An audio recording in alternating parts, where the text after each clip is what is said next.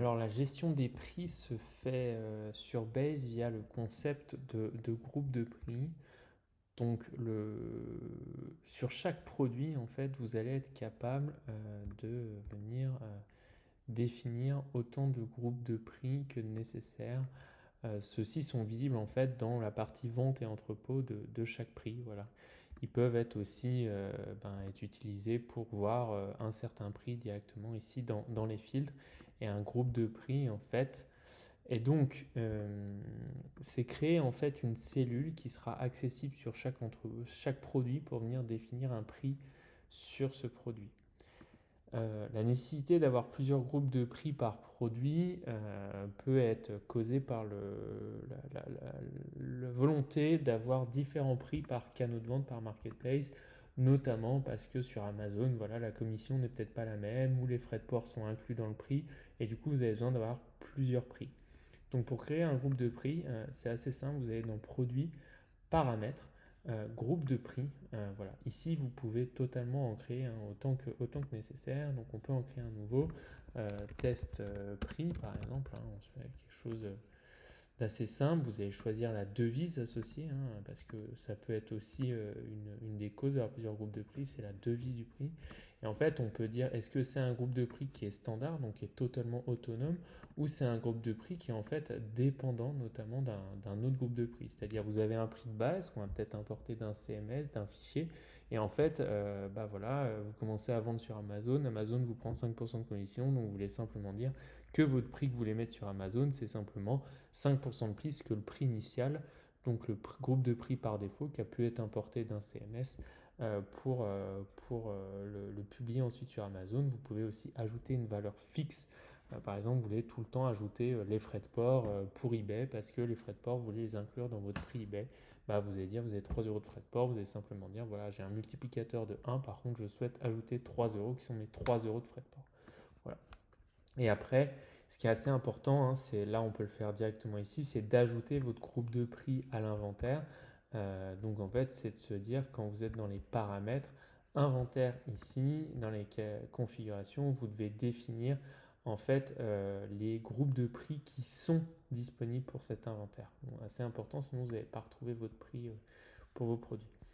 Et du coup, sur vos produits, vous allez du coup retrouver toutes ces valeurs ici.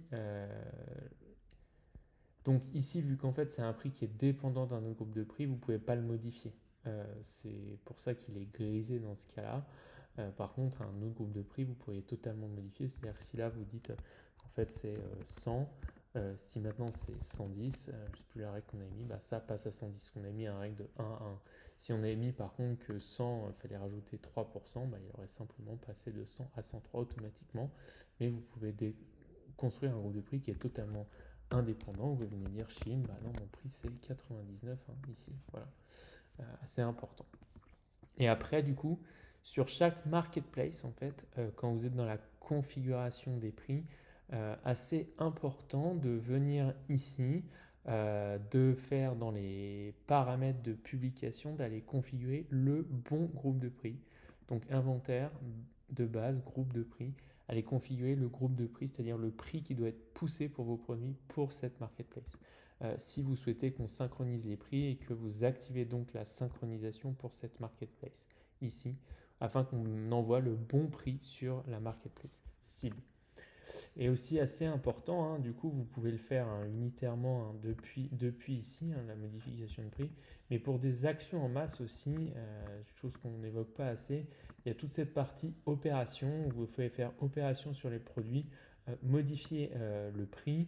Vous pouvez dire voilà, je veux modifier en masse mon prix Chine, je veux l'augmenter, le diminuer de tant ou tant euros, ou alors fixer un produit.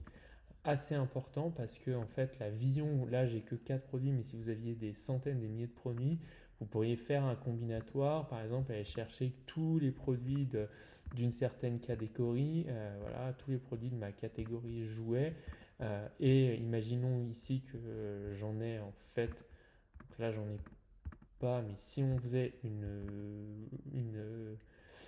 une pré-liste en fait de tous nos produits, on pourrait venir modifier en masse l'ensemble des prix sur les produits sélectionnés qui correspondent à la combinaison de filtres. Donc ces actions ici, on le verra plus tard aussi dans une vidéo plus détaillée, vous permettent globalement d'aller modifier en masse des informations sur un produit et notamment des prix et afin qu'ils soient ensuite bien synchronisés sur les marketplaces. Voilà pour cette vidéo sur la gestion des prix et des groupes de prix sur Base.